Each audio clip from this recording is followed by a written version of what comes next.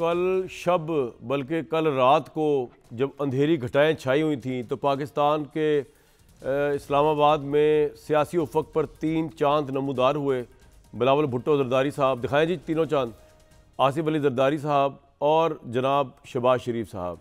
और उन तीनों ने इस मुल्क की खातिर एक उनके चेहरे पर एक सेक्रीफाइजिंग शक्ल थी, और हो सकता है दिल में भी सेक्रीफाइस ही हो, मैं बिल्कुल ये नहीं कह रहा, लेकिन मैं आपको बॉडी लैंग्वेज बता रहा हूँ। बॉडी लैंग्वेज भी एक स्टडी, क्योंकि मैं पॉलिटिकल साइंस का स्टूडेंट हूँ तो मेरा तो काम है आपको करके बताना। आप देखेंगे इनके चेहरों में जो है वो बड़ी संजीदगी है, और अगर हम फुल स्क्रीन भी दिखा सकें कितने संजीदा चेहरे हैं, और जो मुल्क की परेशानी है वो उनको बहुत ज़्यादा लाहक नज़र आ रही है इस प्रेस कॉन्फ्रेंस के अंदर।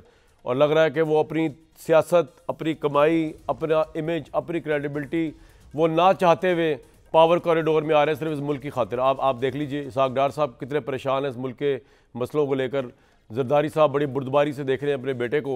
शहबाज शरीफ साहब नोट्स टेकिंग कर रहे हैं, और पता चले कि एज प्राइम मिनिस्टर वो अनाउंस हो चुके हैं तो सारी टेन्योर प्राइम मिनिस्टर का नोट टेकिंग करते रहे पीपल्स पार्टी की, क्योंकि पीपल्स पार्टी के बगैर उनकी हुकूमत की कोई वक़्त नहीं है।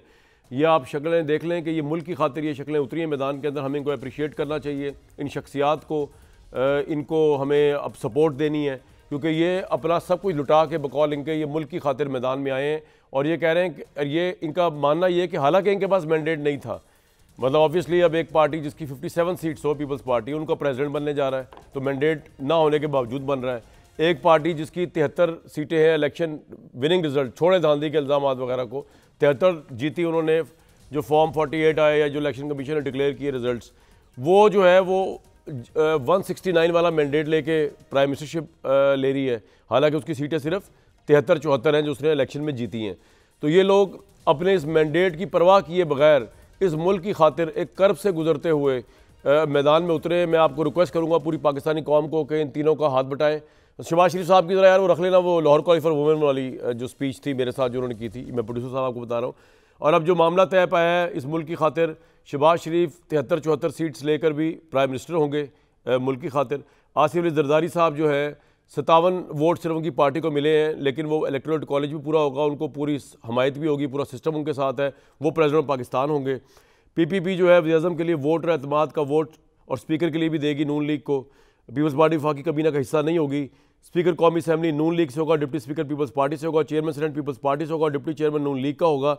चेयरमैन सेनेट पे आपको मैं एक मज़े की बात बताऊं, जो मेरे पास एक इतला आ रही है, जो अगर हो गई तो इस तरह होगा, मैं अगर आपको बता सकूं ये कि बहुत हद तक चांस है कि शायद हमारे जो निगरान प्राइम मिनिस्टर है अनवारुल हक काकड़, वो भी चेयरमैन सेनेट बन सकते हैं। ये रिकॉर्ड पे आप मेरी बात रख लीजिएगा।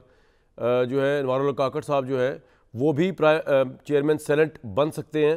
मैं आपको एक प्रेडिक्शन बता रहा हूँ कि चेयरमैन सेनेट का स्लॉट जो है उसमें पीपल्स पार्टी को और नून लीग को शायद ये आई है ऊपर से आमद कि अनवारुल हक काकड़ साहब जो हैं उनको चेयरमैन सेनेट बना दिया जाए।